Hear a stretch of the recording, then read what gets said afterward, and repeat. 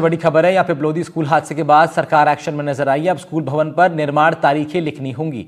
निर्माण तारीख लिखना अनिवार्य कर दिया जाएगा। बिल्डिंग की उम्र पता करने की तकनीक पर भी चर्चा हुई है।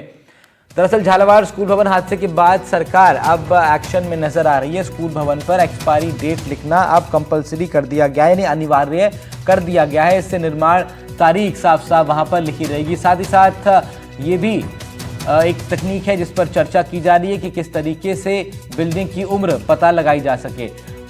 झालावाड़ स्कूल भवन हादसे के बाद अब एक्शन के तौर पर सरकार ने कुछ नोटिफिकेशंस भी जारी की हैं, कुछ निर्देश भी आ रहे हैं जिसमें बताया जा रहा है कि स्कूल भवन पर अब उसकी इमारत पर एक्सपायरी डेट लिखना अनिवार्य कर दिया जाएगा।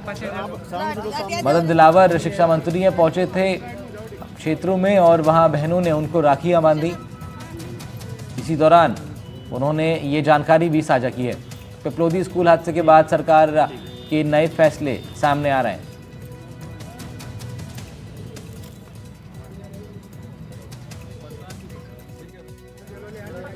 तो निर्माण तारीख लिखना अनिवार्य होगा, साथ ही साथ इसकी जो एक्सपायरी तारीख होगी वो भी लिखना होगा।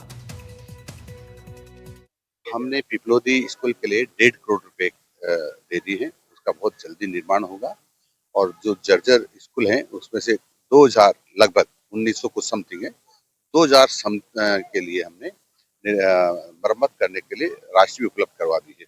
अब उससे निर्माण होंगे और आगे से मैंने सरकार अधिकारियों को निर्देश दिए हैं कि कोई भी भवन बनता है उस पर निर्माण तिथि और अधिकतम अवधि यानी एक्सपायरी डेट और मैन्युफैक्चर डेट, इस प्रकार से दवाइयों पर लिखे आते हैं, उसी प्रकार से हम उस बिल्डिंग पर भी लिखेंगे ताकि वो अवधि पूरी होते उसको हम बिल्कुल गिरा दें, डेमोलिश कर दें, नष्ट कर दें, ऐसा हमने कहा है। शाकिर अली हमारे सहयोगी कोटा से हमारे साथ जुड़ रहे हैं। इस खबर पर उनका रुख कर लेते हैं। शाकिर, ये बड़ा निर्देश है कि अब एक्सपायरी डेट भी लिखनी होगी और निर्माण भवन का निर्माण कब हुआ ये तारीख भी लिखी जाएगी। तो ये एक महत्वपूर्ण कदम सरकार का। जी देखिए, बिल्कुल, क्योंकि पिपलोद में हुए हादसे के बाद से लगातार सरकार इस दिशा में काम कर रही है। शिक्षा मंत्री ने यह भी बताया कि 2000 भवन जो है उनको चिन्हित कर लिया गया है, उनकी मरम्मत का कार्य किया जाएगा। अब जो नए भवनों का निर्माण होगा उसमें ये शर्त डाली जाएगी, उसमें जो है उसका निर्माण की जो तारीख है वो भी दी जाएगी और उसकी जो खत्म होने की डेट है यानी एक्सपायरी डेट जिसे कहा जा सकता है वो भी उसमें लिखना जरूरी होगा, ताकि जो है उसको समय पर ही जो है अगर कोई बिल्डिंग जर्जर हो रही है तो उसका पता चल सके। इस तरह की तकनीक को लेकर भी उन्होंने बात कही कि हम इस तरह की तकनीक पर भी चर्चा कर रहे हैं अधिकारियों से कि ऐसी तकनीक हो जाए जिससे किसी बिल्डिंग के बारे में जो है पता चल सके कि इसकी ये दीवार जो है जर्जर हो गई है, ये दीवार गिर सकती है या पूरा भवन ही जर्जर हो गया है।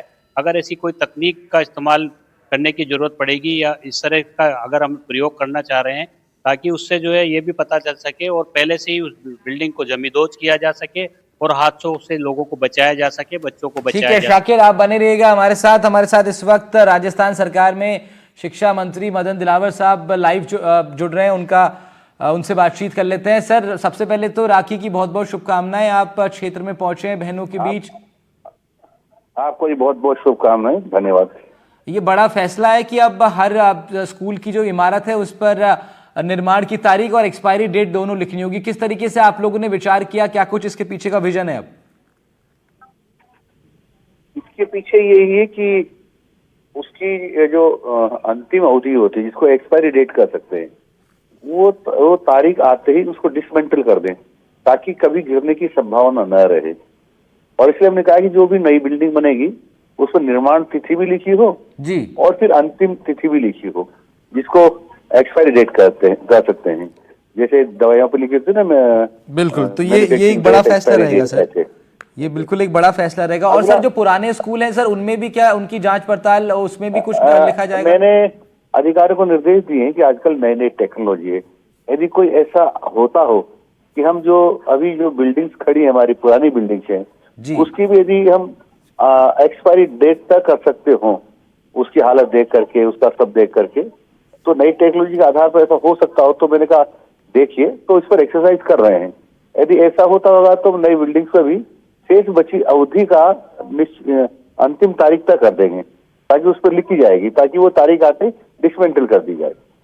सर आपका दिलावर साहब, आपका हमेशा टेक्नोलॉजी पर आपका काफी जोर रहा है। जब से आप शिक्षा मंत्री बने, आपने काफी अपने आपके संबोधनों में भी हमने सुना है कि आप बच्चों से भी टेक्नोलॉजी की तरफ बढ़ने का जो है आह्वान भी करते हैं। लेकिन क्या आपको लगता है जो प्रशासनिक अधिकारी हैं सर, वो अभी उतना कंफर्टेबल नहीं हो पाए नई टेक्नोलॉजीज के साथ, तभी कुछ नया अब आपके आदेश की बार बार आवश्यकता उनको पड़ रही है? देखो, अधिकारी तो वही करते हैं जैसा सरकार निर्देश देती है, और वो जरूर ये सलाह मशवरा करके, जो आपस में विचार विमर्श करके जो अंतिम निर्णय होता है उसको लागू कर देते हैं। सर, अब जो पहले आप एक आदेश भी आया था कि उसमें सब स्कूलों की जांच पड़ताल हो रही है, सर वो कहां तक पहुंच पाया सर? अगर आप थोड़ा सा उस पर बस बता दें। देखो, सब स्कूलों की जांच पड़ताल करने के लिए माननीय मुख्यमंत्री जी ने सारी मशीनरी को लगाया था जी। जैसे जिला कलेक्टर के नीचे जो रहते एसडीएम है, तहसीलदार हैं, बीडीओ है, हमने उनको कहा सब पूरी टीम बना करके सभी जिलों में इस प्रकार से लगाया और सब स्कूलों की जांच के निर्देश दिए थे। उनकी रिपोर्ट धीरे धीरे हमारे पास आ रही। मैं समझता हूँ ज्यादा 15 दिन में सारी रिपोर्ट हमारे पास आ जाएगी।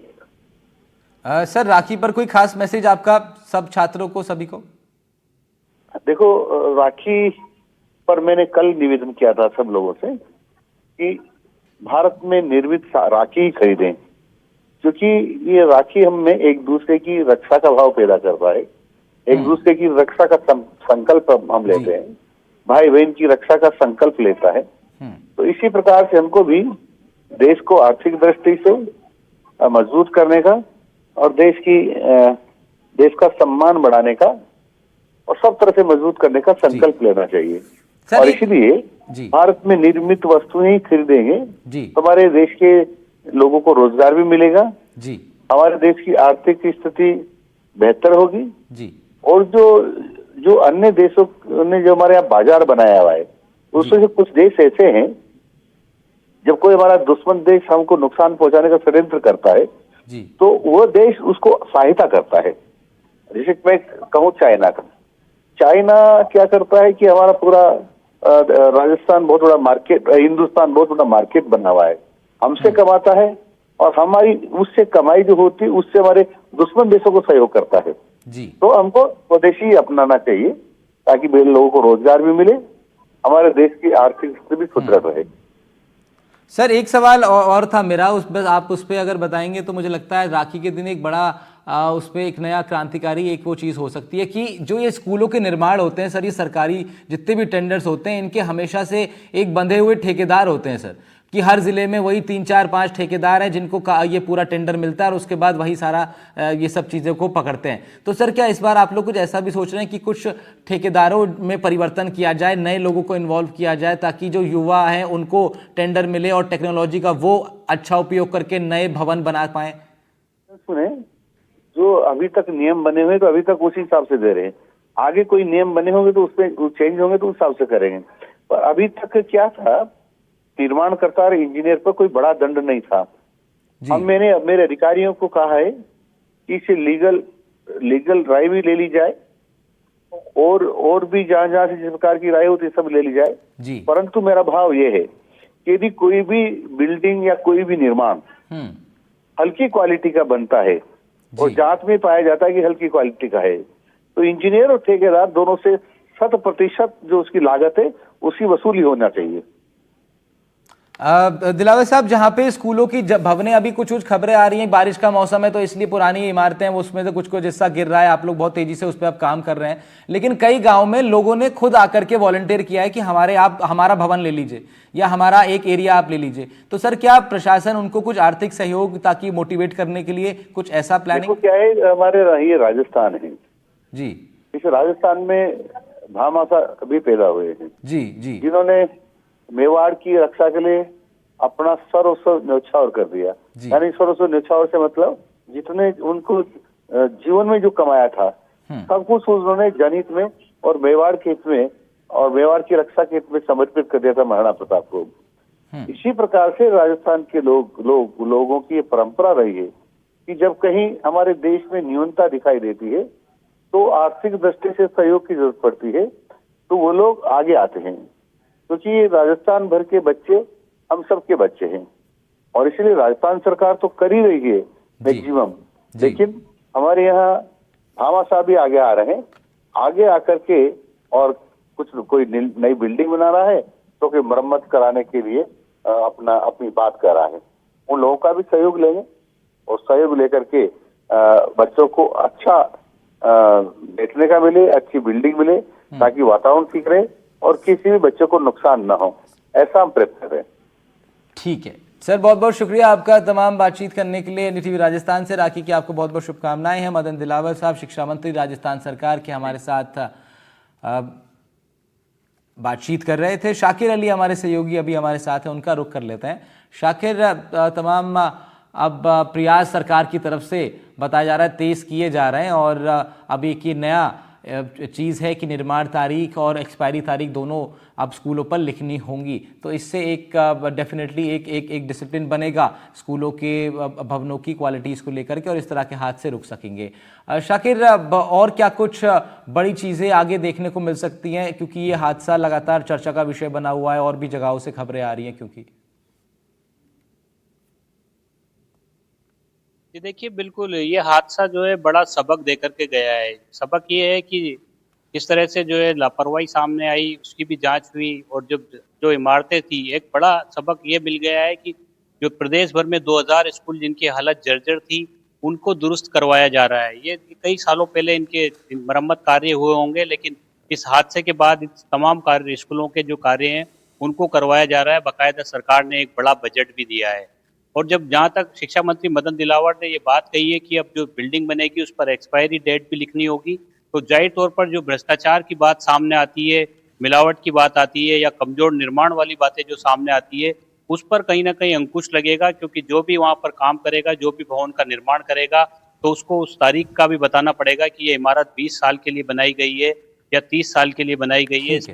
इसकी उम्र जो है 30 साल है या 50 साल है। तो इस पे कहीं ना कहीं जो मिलावट या यूं कहें आपकी करप्शन जो सामने आता है, कई बार कि कोई बिल्डिंग बनती है उसमें करप्शन की बात सामने आती है, तो अब अगर इसको सख्ती से लागू किया जा रहा है तो जाहिर तौर पर आने वाले वक्त में जो इमारतें बनेगी, सरकारी स्कूल के जो भवन बनेंगे, उनका काम भी जो है पुख्ता होगा, मजबूती के साथ होगा।